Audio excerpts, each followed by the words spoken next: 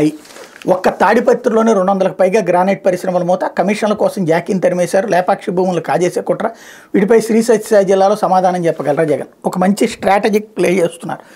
ఇదివరకు మేము పత్రికల్లో పనిచేసేటప్పుడు, టీవీలో పనిచేసేటప్పుడు ముఖ్యమంత్రి టూర్కి వస్తున్నప్పుడు ముఖ్యమంత్రిని పలకరిస్తున్న సమస్యలను రాసేవాళ్ళం.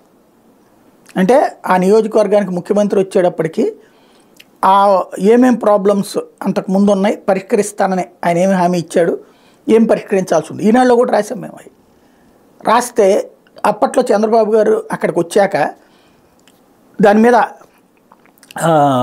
ఒకసారి క్రాస్ చెక్ చేసి సమాధానం చెప్పేవాళ్ళు. రాజశేఖర రెడ్డి గారు కూడా అంతే, అప్పట్లో అట్లా రాసేవాళ్ళు. ఇప్పుడు ప్రస్తుతం ఈనాడు ఆ ఫార్ములా జగన్ మీద అమలు చేస్తుంది, మంచి ఫార్ములా. కాకపోతే ఇక్కడ ఒకే ఒక్క కన్ఫ్యూజన్ వల్ల ఓ పక్కన పరిశ్రమలో గ్రానైటు గనులు అన్నీ దోచుకుంటున్నారని వీళ్ళే రాస్తున్నారు, ఇంకో పక్కన ఆ గనులు మూయించారని వీళ్ళే రాస్తున్నారు. దోచుకునేటట్టయితే వాడు తవ్వితే కదా డబ్బులు ఇచ్చేది, తవ్వకుండా డబ్బులు ఎలా వస్తాయి, ఎలా దోచుకోవడం సాధ్యమవుతుంది? అక్కడే చిన్న లాజిక్ మిస్ అవుతున్నదేమో. కాకపోతే మేము రాశాం కాబట్టి మీరు తెలుసుకోవాలి అంటున్నారు కాబట్టి మనం ఏం చేయలేం. అయితే సీమవాసులారా రేపు ఊరెళ్తున్నారా, మండుతున్న ఎండల్లో గంటల కొద్ది నిరీక్షించాల్సిందే. మదనపల్లె మేమంతా సిద్ధం సభకు 1057 బస్సుల కేటాయింపు, ప్రయాణికుల కష్టాలను పట్టించుకొని సీఎం జగన్ అంటూ రాష్ట్ర వ్యాప్తం రోజు రోజుకు ఉష్ణోగ్రతలు పెరుగుతున్నాయి, నిత్యం కొన్ని మండలాల్లో వడగాలు వీస్తాయని ప్రజలు జాగ్రత్తగా ఉండాలని విపత్తు నిర్వహణ సంస్థ హెచ్చరికలు జారీ చేస్తుంది.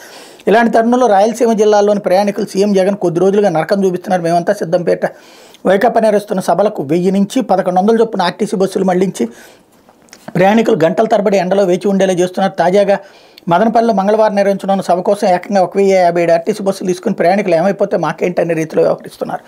చాలా బాగుంది. ఇక్కడ ఏ కాన్సెప్ట్ అని నాకు అర్థం కాంది. జనం ఎవరూ రావట్లేదు, ఖాళీగా ఉంటున్నాయి. మరి బస్సులు ఏం చేసుకుంటారు వాళ్ళు? రాస్తున్నది మనమే కదా రోజు, ఖాళీది వెనక నుంచి ఒక ఫోటో తీసి. మరి జనం ఉండట్లేదు, బస్సులు మాత్రం ఎట్లా తీసుకుంటున్నారు? ఇంకోటి, జనం లేకపోతే ఇంకా బాధే ఉంది. అసలు చక్కగా తిరిగేయచ్చు కదా.